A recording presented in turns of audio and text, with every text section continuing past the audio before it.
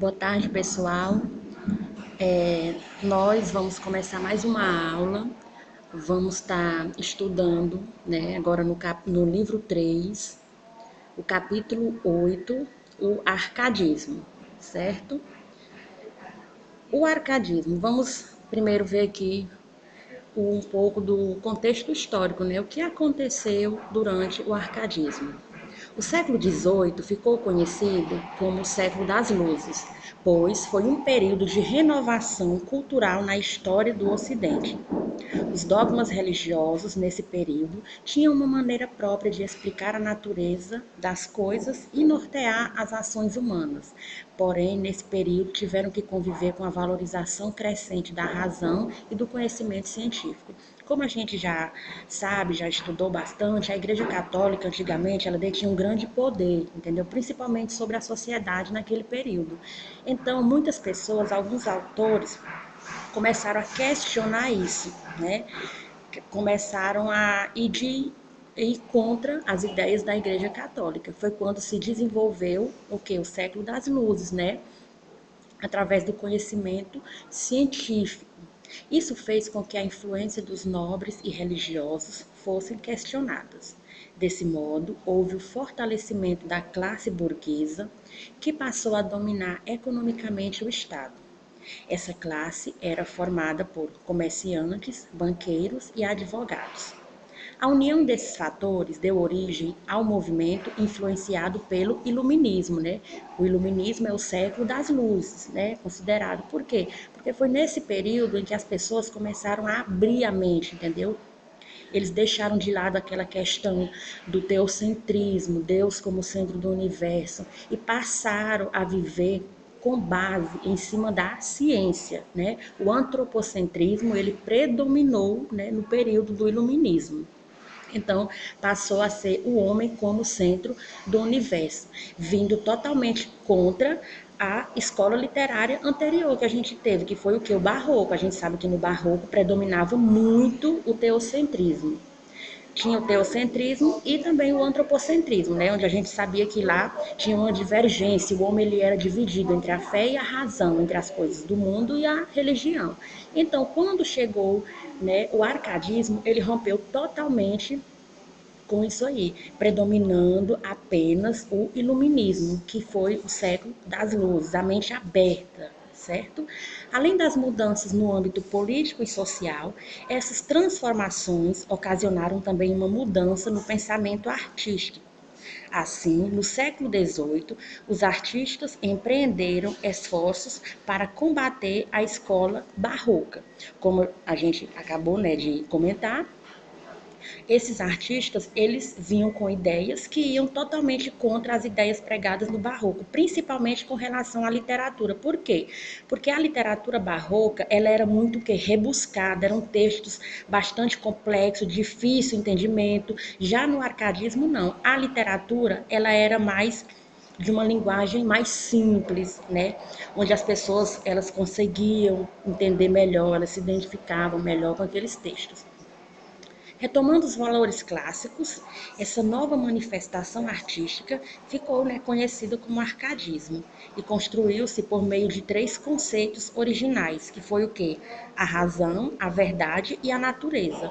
Por quê? Porque no arcadismo que uma das coisas que vai prevalecer, os autores eles vão ter essa ligação muito forte com a natureza, tá? Muitos poemas, muitos textos vão estar focados, né, na natureza. É uma idealização, onde eles abordam muito essa vida bucólica, essa vida tranquila, sossegada do campo. Continuando aqui, o arcadismo também, ele é conhecido como neoclassicismo, tá? Se vocês virem esse nome em algum lugar, não estranhe. É o mesmo que arcadismo. Iniciou-se na Europa com a fundação da Academia Arcádia em 1690. Esse nome, por que que esse nome, Arcádia? Porque era uma região, né, da Grécia Antiga, onde ele se iniciou. Por isso eles colocaram arcadismo, né, originário desse nome. Lá eles diziam que vivia o quê? O deus Pan, né, habitava lá, que era o deus do campo, dos bosques, né, dos banhos. Daí é que eles tinham mais essa ideia de abordar o campo, abordar a natureza. Nessa região habitavam pastores de ovelhas e era considerado um lugar mítico em que os habitantes associavam o trabalho à poesia e cantavam sobre o paraíso que viviam. De maneira geral, os autores Árcades, eles abordavam em suas poesias um lugar tranquilo, sossegado, uma fuga da realidade, uma fuga daquela correria do dia a dia, certo? Eles queriam um lugar ameno, um lugar bem tranquilo, e eles colocavam esse lugar, era o quê? Era o campo. Muitas poesias, Árcades, elas vão estar falando desses pastores, né? Vai estar falando desse campo, desse lugar tranquilo. Com o tempo, virou o nome de um país imaginário, criado e descrito por diversos poetas. Nesse lugar, acreditava-se reinar a felicidade, a simplicidade, a paz e o contato pleno com a natureza. Vamos agora ver um pouco sobre essa literatura árcade. A gente viu mais ou menos um contexto histórico e essa literatura, né, árcade ou neoclássica, ela propôs os valores clássicos como a simplicidade, opondo-se ao barroco, que o barroco ele buscava o quê? O rebuscamento. Era muito exagerado, aqueles poemas eram bem difíceis, era aquela coisa muito bem organizada, e já no arcadismo eles não se preocupavam com isso aí. Era algo mais simples, mas de fácil entendimento. Assim como o luxo excessivo da aristocracia e do clero começou a ser questionado e criticado, a linguagem rebuscada e contorcida do barroco foi perdendo seu prestígio. Porque no período do barroco, com o passar do tempo, vai ficando, as pessoas vão, né, vai ficando cansativa, as pessoas vão querendo algo novo, né? A literatura, ela sempre vai o quê? Se inovando. Cada escola literária que vai surgindo, né, vai trazendo novidade, vai apresentando algo diferente para as pessoas. Muitas vezes é bem aceita e outras vezes não, né? Sempre é muito em alguns casos acontece manifestações, acontece muitos problemas porque algumas pessoas não aceitam devido ao abismo que fica muitas vezes entre uma escola e outra. Às vezes temos uma escola muito conservadora, muito ajeitadinha e tal, aí a gente parte para uma escola que é mais liberal, por exemplo, o modernismo. Aí fica mais difícil para as pessoas, né? A mentalidade das pessoas se abrir para o novo. Muita gente não consegue se adaptar tão fácil. A valorização da natureza, do campo e da vida pastoril são os principais elementos que compõem o estilo de vida árcade. A literatura era utilizada como mecanismo de mudança social. Para os poetas, era preciso encontrar um ambiente, mesmo que fictício, para representar o desejo de igualdade e justiça. Esses autores, em suas poesias, pessoal, eles abordavam muito essa questão da igualdade, da justiça, tá? Direitos iguais, as pessoas viverem mais em harmonia. Esses autores, eles tinham muito essa briga, né, nesse contexto social.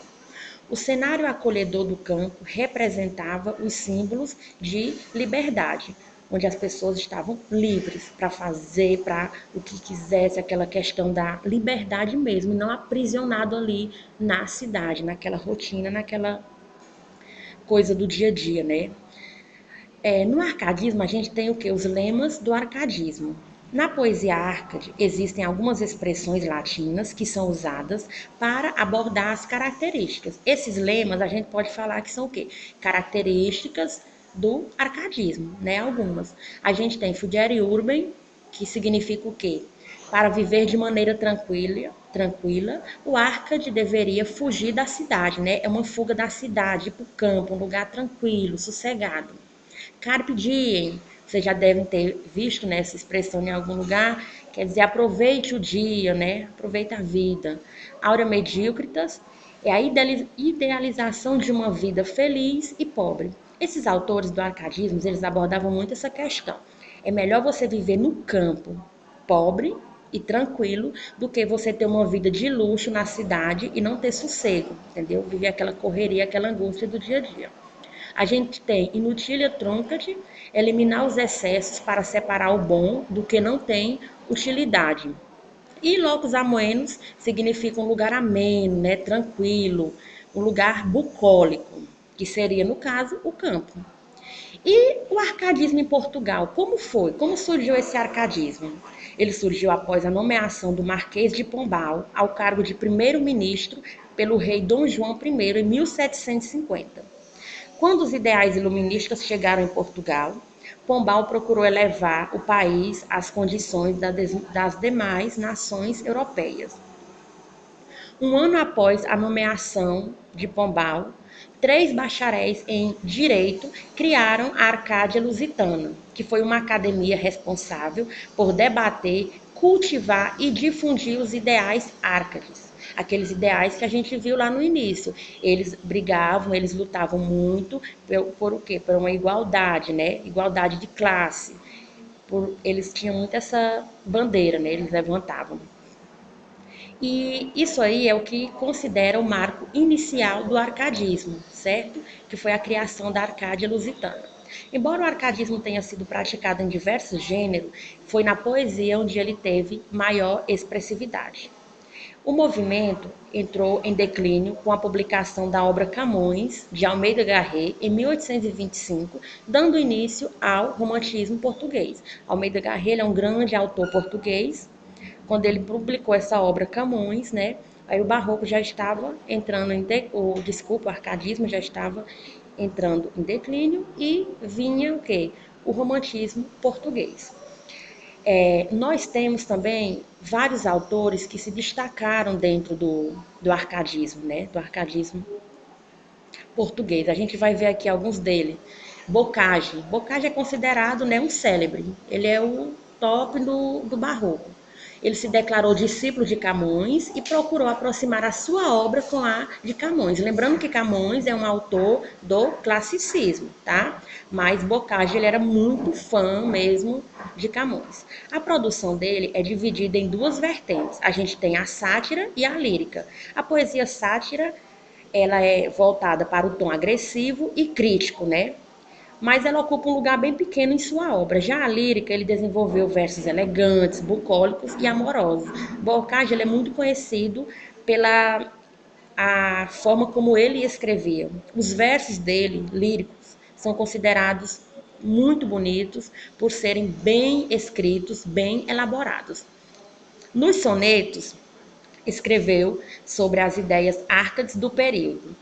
Ele é considerado como um dos precursores do romantismo, pois em alguns de seus poemas pode-se encontrar características do romantismo, como subjetivismo e pessimismo. Não é que Bocage ele era um autor romancista, não. O que acontece? Ele era um autor, né, muito forte do arcadismo, só que ele começou a utilizar algumas características que seriam características do romantismo em suas obras. Começaram a encontrar nas obras dele o subjetivismo e o pessimismo, que são características da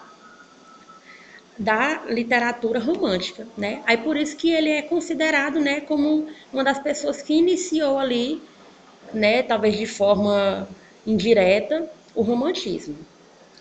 E aqui quando a gente vamos conhecer um pouco do que? Do arcadismo brasileiro.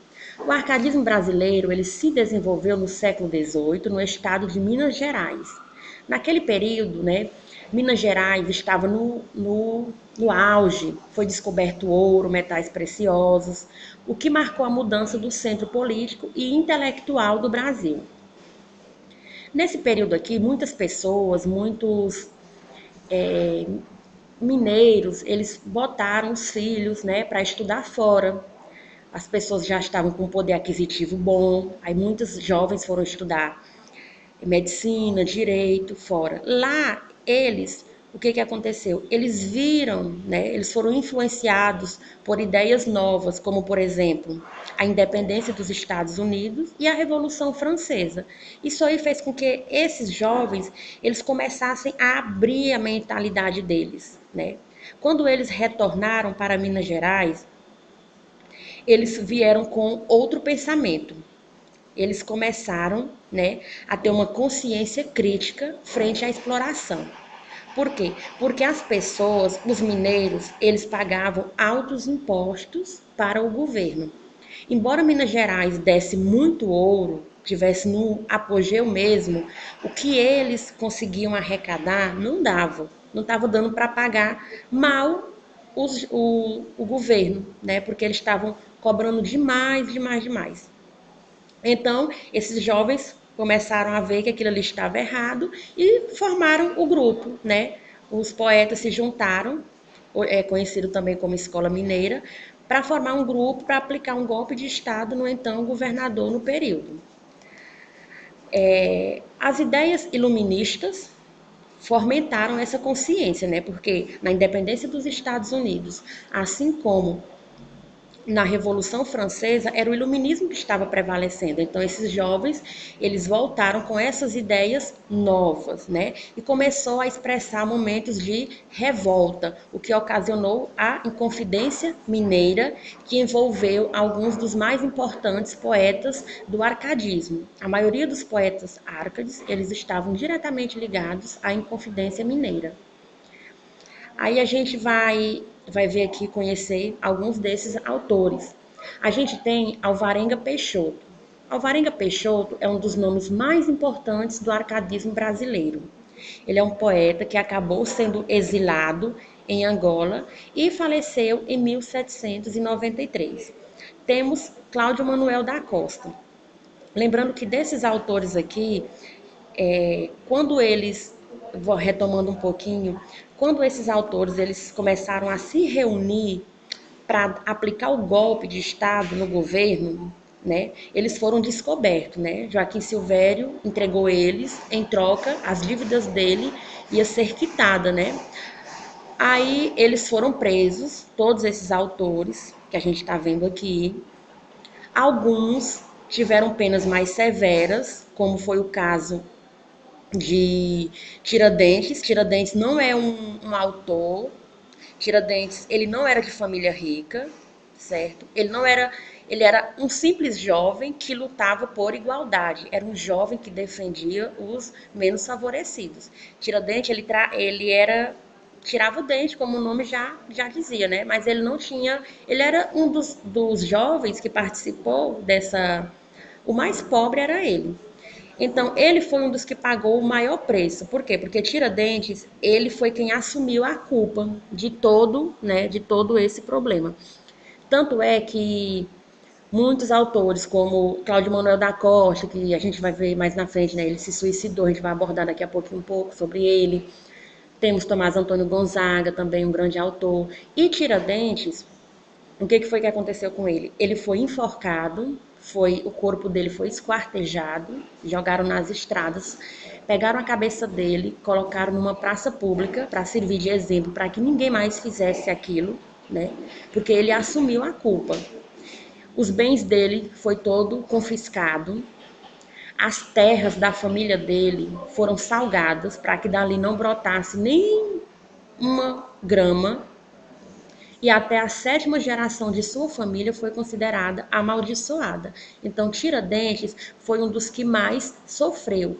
Ele pagou o preço mesmo. Por quê? Porque ele assumiu realmente a culpa, né? Ele assumiu que ele era o cabeça de toda a história. Aí, a gente retomando aqui, né? No Cláudio Manuel da Costa, que ele nasceu em Mariana, cidade de Minas Gerais. Seu pseudônimo era pastoral, era Glauceste. O que vai ser pseudônimo? Esses pseudônimos são o quê? Esses autores, eles utilizavam nomes, né? Outros nomes para escrever suas poesias. Por quê? Porque muitas dessas poesias, elas iam o quê? Criticar, elas iam falar mal do governo. Mesmo aquelas poesias que eram amorosas, eles não queriam se identificar, né? Falar de quem realmente se tratava. Então, daí é que vinha esses pseudônimos. Eram as assinaturas, como eles assinavam esses poemas. E o de Cláudio Manuel era Glauceste. Saturnio. Em algumas de suas obras, pode-se observar uma certa ambiguidade, né, de sua formação intelectual, que se dividia entre o requinte das cidades metropolitanas. Ele abordava a questão da riqueza daquelas cidades belas, como Coimbra, Lisboa, e também abordava a simplicidade das cidades mineiras. Ele tinha essa ambiguidade em suas obras, ele não ficava apenas de um lado como alguns autores. Apesar de ter escrito poesia épica, ele foi essencialmente um poeta lírico. E Cláudio Manuel da Costa diz que ele não aguentou a pressão, né, de ficar preso e ele se enforcou na cela, na cadeia, no presídio. Temos também um dos maiores nomes do arcadismo brasileiro, que é quem? Tomás Antônio Gonzaga. Seu pseudônimo era Tomás Antônio Gonzaga Pastoril. Ele escreveu o livro mais popular do arcadismo brasileiro, que era Marília de Dirceu, no qual há a reunião de seus poemas líricos. Esse livro que ele escreveu foi no período que ele estava preso, né? Diz que ele escreveu retratando a saudade que ele sentia de sua amada e todo aquele sofrimento que ele estava passando ali na cela. Sua obra é dividida em duas partes, né, e compostas por liras. Lembrando que Tomás Antônio Gonzaga, ele foi exilado, né, para Moçambique. Ele foi um dos autores que não teve assim tantas perdas. Por exemplo, ele foi para Moçambique, depois ele se casou lá com uma mulher muito rica, ele ainda entrou na política novamente e ele continuou sua vida, né, normalmente. Então, o Tomás Antônio Gonzaga, ele não teve, né, não foi tão prejudicado quanto os demais colegas. A obra dele é dividida em duas partes, né, que é compostas por liras. Lembrando também que depois que ele foi para Moçambique, ele nunca mais ele teve contato com Marília, né, que era seu amor. Ele nunca mais soube dela e a história ficou por aí, que foi quando ele se casou lá em Moçambique, como herdeira. A primeira é dedicada a Marília, a segunda narra a dor e o sofrimento causado pelo período que ele passou separado de sua amada. Gonzaga também escreveu sátiras, né? Nessas sátiras de Gonzaga, a gente tem as cartas chilenas. Cartas chilenas, ele criticava o governador na época, né? Luiz da Cunha. Ele falava que ele era um fanfarrão, que ele não fazia nada, que ele desperdiçava o dinheiro. Ele criticava de todos os meios o governador naquele período. Não ficou provado se realmente ele foi o escritor de cartas chilenas. O que se concluiu foi que, depois que ele foi exilado, a circulação desses textos, né, acabaram. Nunca mais se viu, né, algum texto relacionado a isso. Então, daí tirou-se a conclusão de que realmente ele foi quem escreveu. Outro autor de destaque é Basílio da Gama. Ele se destacou no arcadismo com a poesia épica através do poema O Uruguai. Lembrando que muita gente confunde, Uruguai não é Uraguai, que tem como tema central a expedição formada por portugueses e espanhóis contra as missões jesuítas.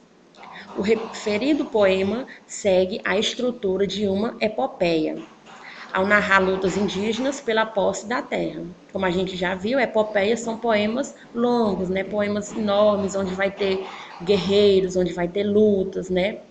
E no Uruguai não é diferente, são as lutas indígenas, né? Os índios brigando pela terra. E outro autor bastante conhecido, pessoal, é Santa Rita Durão. Ele viveu praticamente toda a sua vida distante do Brasil. No entanto, é o autor que traz a descrição detalhada de vários elementos tipicamente brasileiros. Tem até críticas em cima disso, pelo fato dele não ter vivido aqui e escrever, né, suas obras. Muitas pessoas, muitos críticos dizem que a obra dele é fraca, né, a obra dele não tem verdade, porque ele não presenciou aquilo, ele escreveu, segundo alguns críticos, ele escreveu aquilo que ele ouviu, né, falar, e não que ele vivenciou como outros autores. O seu poema de maior destaque é Caramuru, uma obra que vai expressar seu amor pela pátria brasileira. Então é isso, gente. Esse capítulo aí já vai ser para a nossa segunda prova bimestral, tá? Vocês vão depois responder as atividades dele, que está na página 17 a 21, e posteriormente eu estarei colocando o gabarito, tá, no grupo de vocês. Lembrando, ao responder, me enviem fotos, tá, no PV. Boa tarde, tchau e até breve.